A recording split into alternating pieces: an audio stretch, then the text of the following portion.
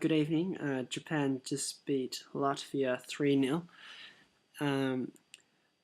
And it was, first off, it was a pretty leisurely start, which was expected, and then an okay second half that I'll talk about more than that. So, before the game, people were disappointed that, it seemed that people were disappointed, first of all, in the squad that was picked, because it was close to identical to previous teams when this could have been a very good game to experiment with other players.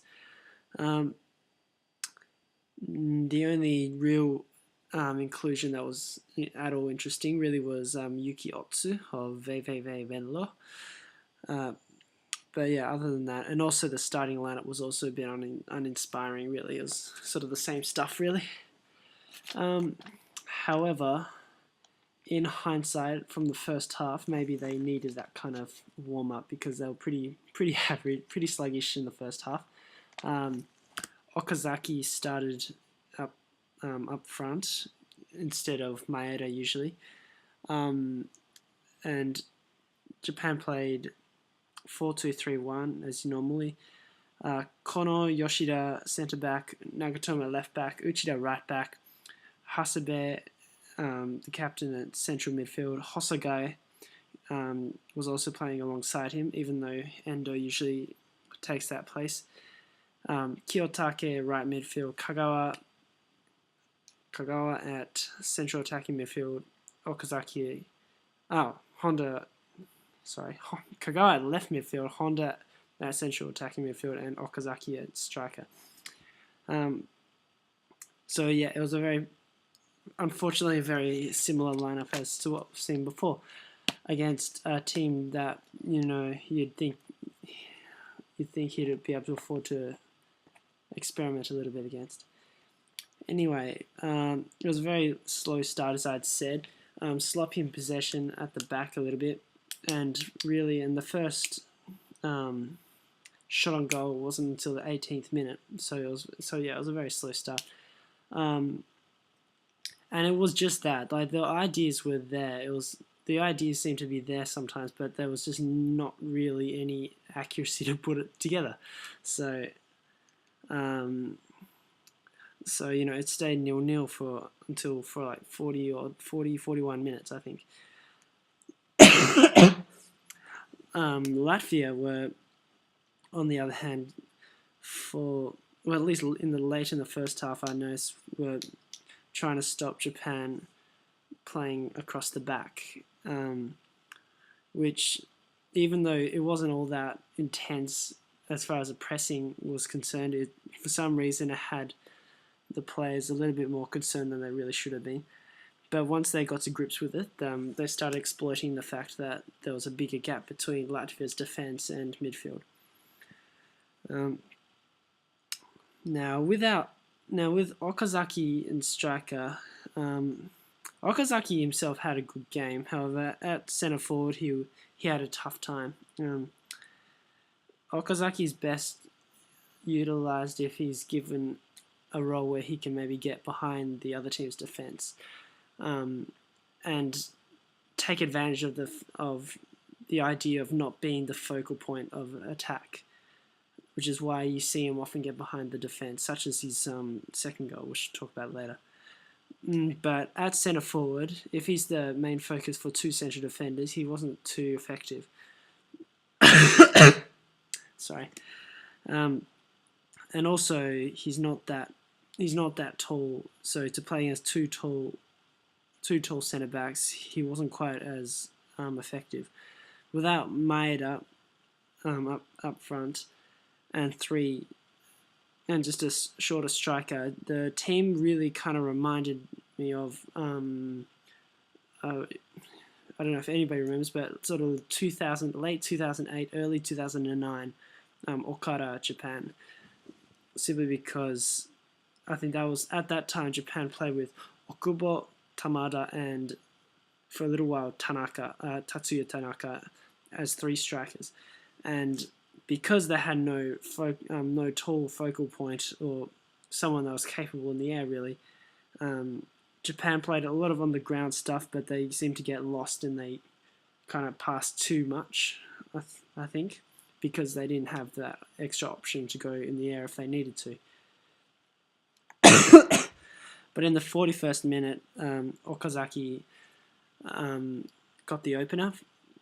It was a scrappy goal. Well, not scrappy in that Latvia kind of screwed up, and that's sort of how Japan scored. Japan gained possession on just outside the box, and I think it was Uchida who sent in the cross, very short cross, and Okazaki got a nick to it.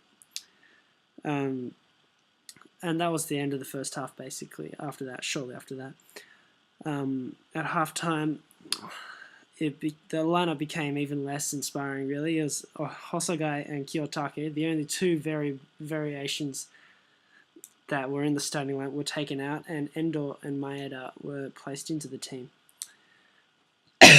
So it was exactly the normal starting 11. However, Japan did start to play a lot better after that. It wasn't a stunning performance second half, but it was certainly much improved in the first half.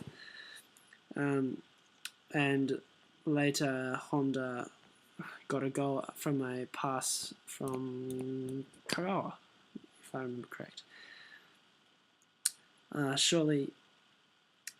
Shortly after that, Okazaki got his second goal, which he had been moved because Maeda was brought in. Maeda was put into striker, and Okazaki was moved out to the left.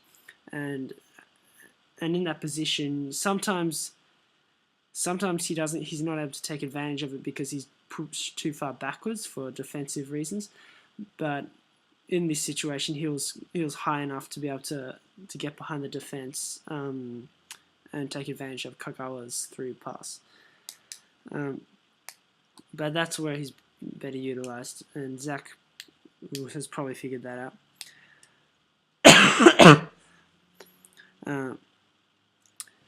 Other than that, Endo played a normal game. He wasn't all that inspiring, but he did show little glimpses of the sorts of things that he's definitely capable of that Hosogai is definitely not, such as long passes all the way out to the far side or with good accuracy, which Hosogai can't do as quickly as Endo.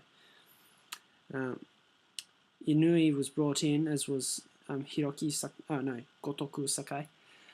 And Inui played okay, except his finishing was quite poor again.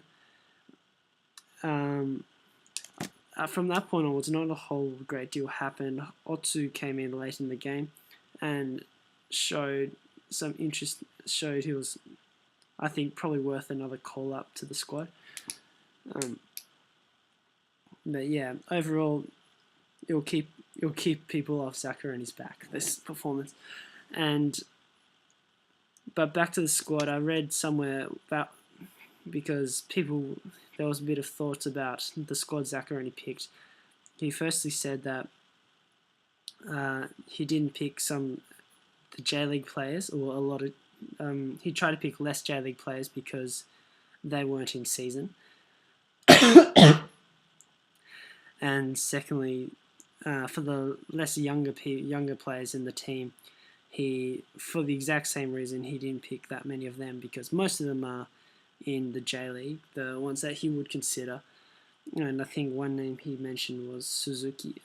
Yeah, Suzuki of RBX Niigata, unless he's moved team recently, which he might have. But yeah, so those were his reasons. So who knows, maybe at the East Asian Championship we'll see a much more a better chance for the J-League players to really challenge for places, because the team right now is almost identical. Somebody mentioned this somewhere, I read that the team is roughly identical to the team 2 years ago, which is I don't know if that's concerning, because they're getting good results, but it's it might become concerning in the future if they start to get too old. I don't know. leave your thoughts and see you next time.